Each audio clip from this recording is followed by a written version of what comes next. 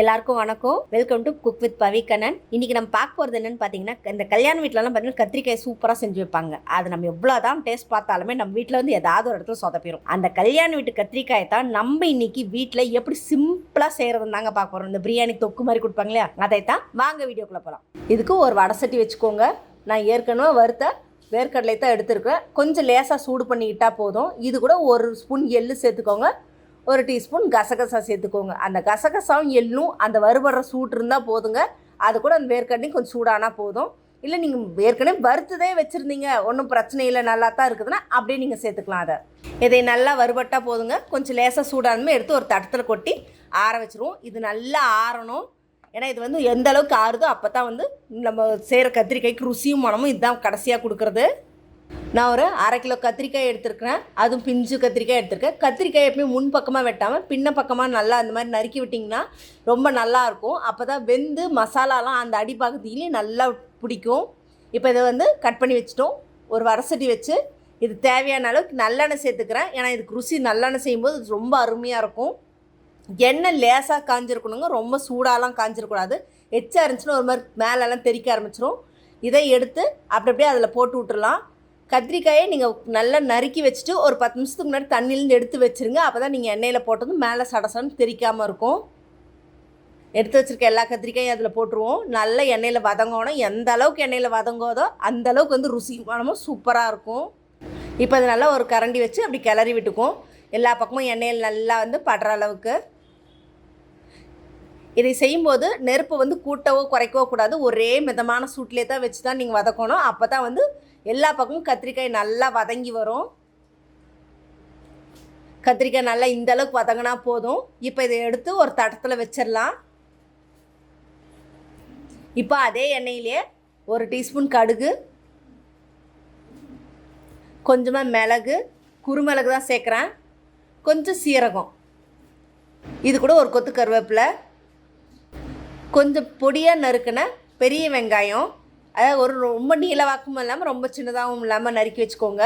இல்லை உங்களுக்கு சின்ன வெங்காயம் இருந்துச்சுன்னா சின்ன வெங்காயம் சேர்த்துக்கலாம், இன்னும் ருசி நல்லாவே இருக்கும். வெங்காயம் நல்லா எண்ணெயில் வதங்கணும். எந்த அளவுக்கு வதங்குதோ அந்த அளவுக்கு ருசி சூப்பராக இருக்கும். இப்போ இது கூட 2 பச்சை மிளகா கீறி விட்டு மட்டும் போட்டுக்கிட்டால் போதுங்க. முழுசாக வெட்டியெல்லாம் சேர்த்துட வேண்டாம். பச்சை மிளகா போட்டதும் நம்ம இடித்து வச்சுருக்க இஞ்சி பூண்டு விழுதியும் சேர்த்துக்கலாம். ஃப்ரெஷ்ஷானதாக போட்டுக்கோங்க, பேக்கெட்டில் இருக்கலாம் சேர்க்க வேண்டாம். ஏன்னா அப்போ தான் உங்களுக்கு வாசனையும் ருசியும் செம அருமையாக இருக்கும். நல்லா வதங்கணும், அந்த பச்சை வாசனை நெடி போகிற அளவுக்கு. இப்போ இந்த அளவுக்கு வதக்கினா போதுங்க. இது கூட நறுக்கி வச்சுருக்க ஒரு தக்காளி பழத்தை சேர்த்துக்கலாம். தக்காளி பழத்தை ரொம்ப எச்சாலாம் சேர்த்துடாதீங்க, கொஞ்சம் திட்டமாக சேர்த்துங்க. அப்போ தான் வந்து நல்லாயிருக்கும். நல்லா தக்காளி பழமும் நல்லா எண்ணெயில் வதங்கணும். எண்ணெய் பிரிஞ்சு வர அளவுக்கு நல்லா வதங்கணும். இப்போ லேசாக கிளறி விடுவோம் ஃபஸ்ட்டு. இது கூட தேவையான அளவுக்கு உப்பு சேர்த்துக்கலாம். உப்பு நீங்கள் ஃபஸ்ட்டே போட்டிங்கன்னா தான் அந்த தோலெல்லாம் பிரிஞ்சு எண்ணெய் பிரிஞ்சு வரத்துக்கு நல்லாயிருக்கும். தக்காளியிலேருந்து சீக்கிரமாக வதங்கிடும். இந்த அளவுக்கு வதங்கினதுமே நம்ம இது கூட 2 ஸ்பூன் மிளகாத்தூள், குழம்பு மிளகாத்தூள் தாங்க போடுறேன், வேறு எதுவும் கிடையாது. 2 ஸ்பூன் தனியாத்தூள், கொஞ்சமாக மஞ்சத்தூள். உங்களுக்கு காரம் நல்லா எச்சா சாப்பிடுவீங்கன்னா நீங்கள் இன்னும் மிளகாத்தூளை கூட்டியோ குறைச்சோ உங்களுக்கு ஏற்ற மாதிரி சேர்த்துக்கோங்க. இப்போ இது நல்லா வதக்கணும். அந்த எண்ணெயெல்லாம் பிரிஞ்சு வரணும். மசாலாலாம் நல்லா வதங்கி எந்த அளவுக்கு எண்ணெயில் வதங்குதோ அந்த அளவுக்கு இந்த கத்திரிக்காய் ரொம்பவே ருசியாக இருக்கும்.